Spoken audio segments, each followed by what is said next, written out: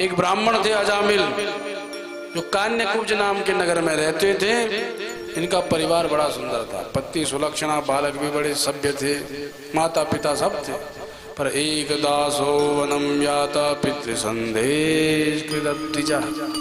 एक दिन पिताजी ने कहा, बेटा जरा लकड़ी लेकर के आओ, यज्ञ करना है। तो समिधा बीनने निकल पड़ा और जैसे ही जंगल में गया तो अरण्य में एक यवन को किसी वैश्या के साथ रथ देखा। इसके हृदय में कामोद्रेक प्रकट हुआ वैश्या के प्रति। अपना घर बार परिवार सब छोड़ करके वैश्या के पीछे चला गया।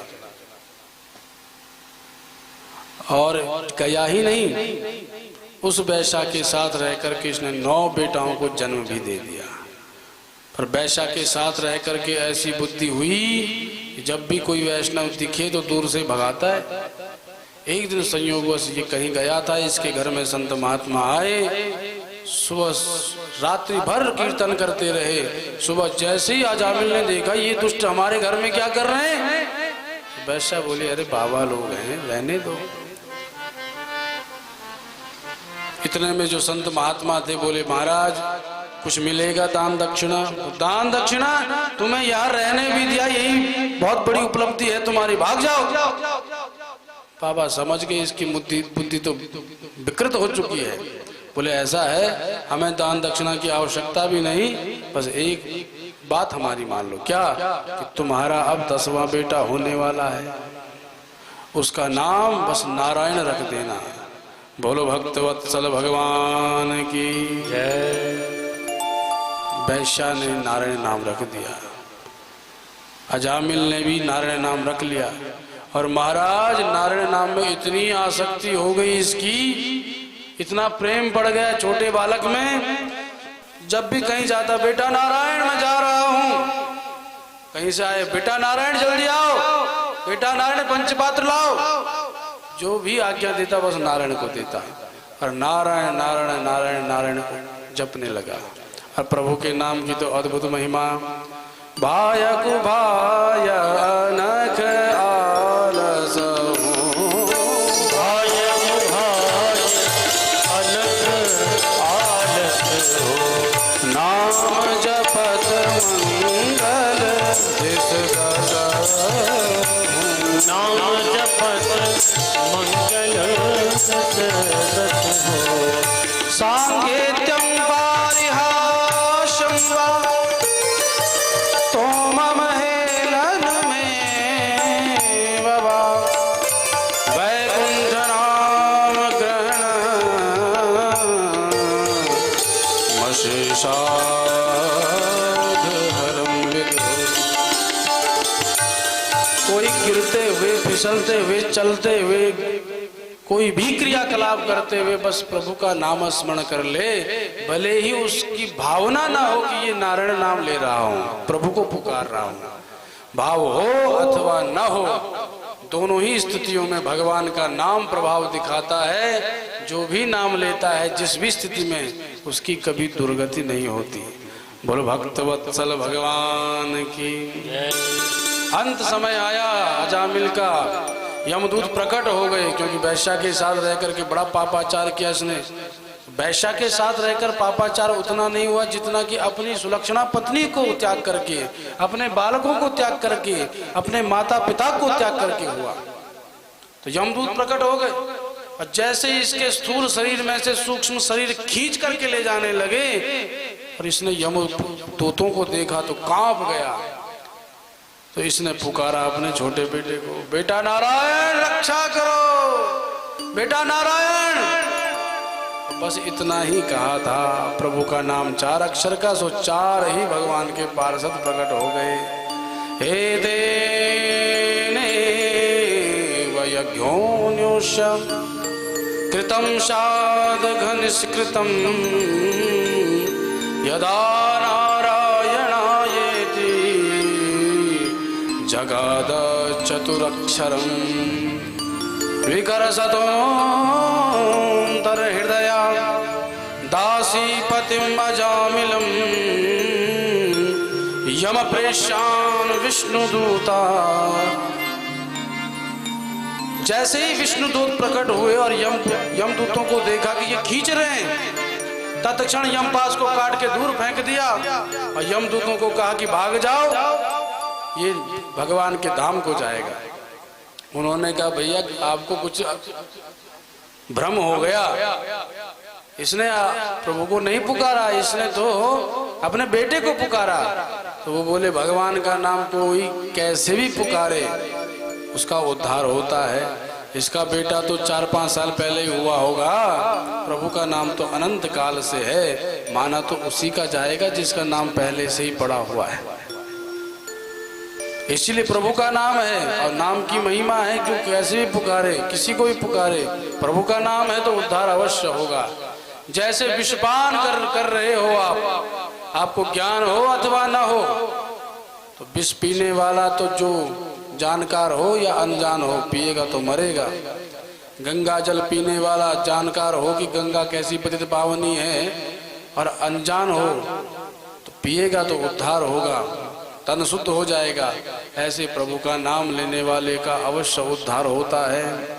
आपतु अजामिल गज गनिका, आपतु अजामिल गज गनिका, भय मुकुट हरि नाम प्रभाव, भय मुकुट हरि नाम प्रभाव, कहाँ लगे नाम बड़ाई, कहाँ लगे नाम बड़ाई, राम न सकहि नाम गुण गाई, राम न सकहि नाम गुण गाई, राम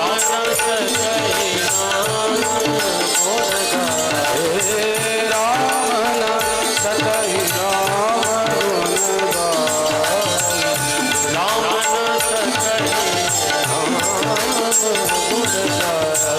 सुमिर पावन सुत पावन नाम, सुमिर पवन सुत पावन नाम, अपने बज करिरात जाऊं, अपने बज करिरात जाऊं। नाम की अद्भुत महिमा है सच्चल, कौन नहीं तर गया नाम के प्रभाव से। स्वयं राम भद्र भी अपने नाम की महिमा का गुणगान करने बैठ जाएं तो राम जी भी समर्थ नहीं है कि अपने नाम की महिमा को बता सके। एक छोटा सा दृष्टांत, समुद्र पर पुल बन रहा था, सारे वानर राम नाम लिख करके पत्थरों को फेंक रहे थे।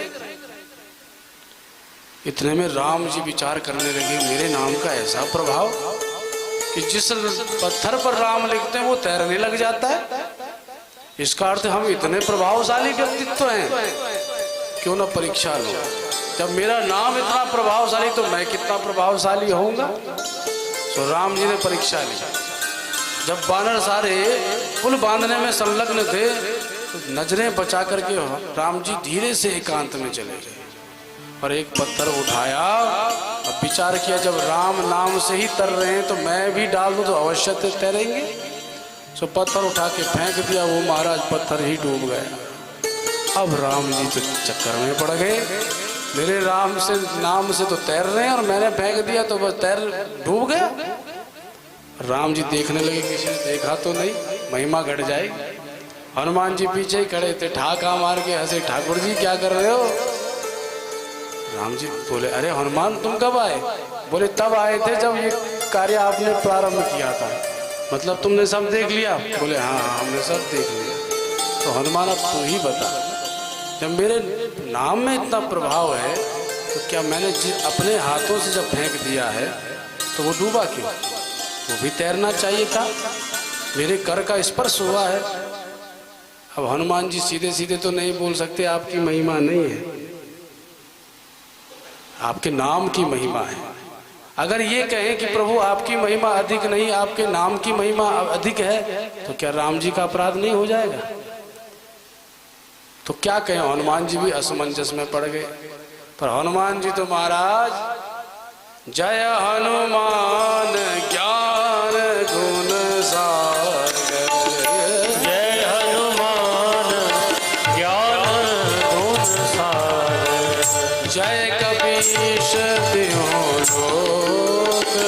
उजागर, जय कपीश त्यों लोक उजागर।